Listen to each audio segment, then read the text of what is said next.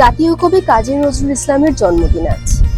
কাজী নজরুল ইসলাম একটি নাম, একটি অধ্যায়, একটি নবযুগের সূচনাকারী, যার অগ্নিবীণায় অনুরণিত হয়েছে বিদ্রোহের সুর। সে সুরের মূর্ছনায় প্রাণের আবেগে জেগে ওঠে বাঙালিরা। তিনি আমাদের রেনেসাঁর অগ্রদূত, বিশ্বাস ও ঐতিহ্যের রূপকার। নজরুল না জন্মালে অবহেলিত শোষিত বাঙালির আত্মদর্শন সম্ভব হতো কিনা সন্দেহ। কাজী নজরুল ইসলাম সময়ের এক সাহসী সন্তান। কবি বিদ্রোহ করেছেন সকল অজ্ঞতা, অন্ধত্ব, ভীরুতা, সাম্প্রদায়িকতার বিরুদ্ধে।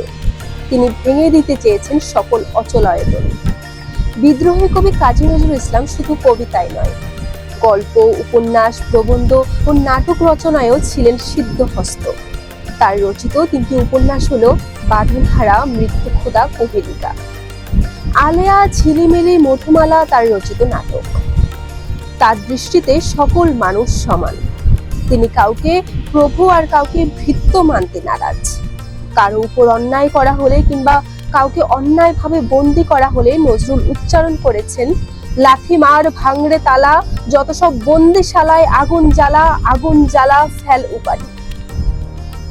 দেশপ্রেমিক কবি ব্রিটিশদের খপ্পর থেকে জাতিকে মুক্ত করতে ছিলেন বদ্ধপরিকর।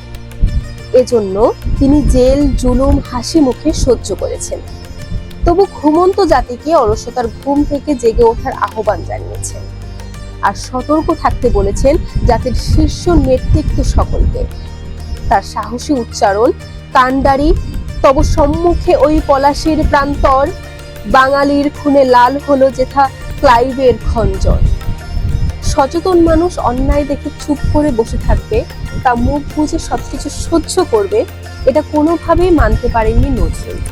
তার মধ্যে গতি থাকা চাই, তা না হলে তো জড় বস্তু আর মানুষে কোনো পার্থক্য থাকছে না। নজরুল আমাদের পরিচয় দিয়েছেন এভাবে, মোরা ঝঞ্ঝার মতো উদ্দাম, মোরা ঝর্ণার মতো চঞ্চল, মোরা বিধাতার মতো নির্ভয়, মোরা প্রকৃতির মতো স্বচ্ছ। নজরুল যে শুধু জাগতিক সংগ্রাম করেছেন তাই নয়, কিংবা জাগতিক সংগ্রামে তার একমাত্র লক্ষ্য ছিল না। মানুষকে ধর্মীয় চেতনায় উদ্বুদ্ধ করতে তার লেখনীর জুড়ি নেই।